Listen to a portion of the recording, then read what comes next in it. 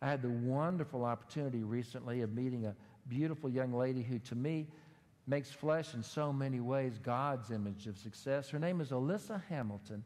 You may have seen her story in the news, had the chance to meet her, and I asked her to be with us this morning. Alisa, why don't you come on up? As you do, I want to just say a little bit about her. Alisa is so gracious to come on up here, and I don't want to make her speak or anything like that, but I did want you to see her. I did want you to see her because this young lady has done incredible things, and incredible things have been done through her, through the power of God and His people and her heart for God. She was born to a bipolar mother. Now, we're not going to say anything critical about anybody here, but we are going to try to be very factual. Her mom was not on medication. Her mom had lots of difficulties. She was given to her godparents after 2 weeks, and they reared her in a safe and beautiful place there for a while. But then when she was 12 years old, her mother came back into the situation and asked for Alisa to join her. And now, Alisa, I know I'm putting you on the spot, but I'm doing so with your permission. And I just want you to remember that they say, psychologists tell us, that the number 2 fear in life is death. The number 1 is standing in front of a whole lot of people like this, okay? What they say is most people in life would rather be the corpse in the casket than give the eulogy. And so you're showing more courage than most of us here. Alisa came back with her mother to Houston. They moved again and again and again. Her mother was untreated.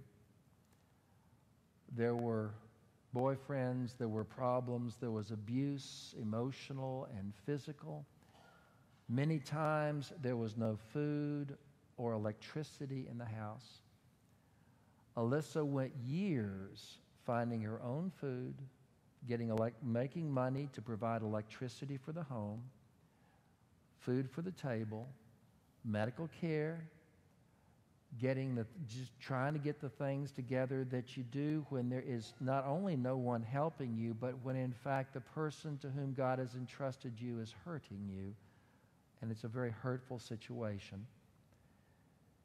He had teachers and counselors who saw her. Think of all the people who did not see her.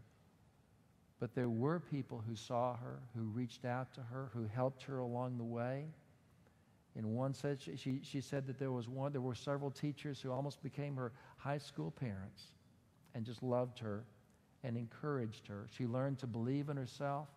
She learned to trust them. She puts him the man upstairs who was with her all the way.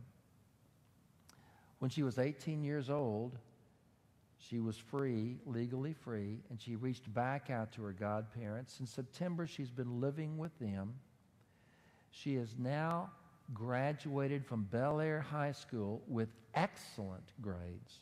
Excellent grades. Through her grades, she has won a scholarship from Houston Independent School System. As her story has become known, people have reached out to her with cards, with support, with gifts. A trust fund has begun for her education because she has now been accepted at college. She's going off to East Texas. Houston would have been better, but East Texas is okay. East Texas is okay. And she is already beginning to inspire other young people who are facing a completely uphill battle, who find themselves numbered among the least of these, who find themselves at the bottom of the pyramid we often have in the back of our minds, but who are precious to God and precious to those of God who will see them and act with the outpouring of God's Spirit. And I asked Alisa's permission just to introduce you to her this day that she might receive your affirmation and know of your joy in her accomplishment.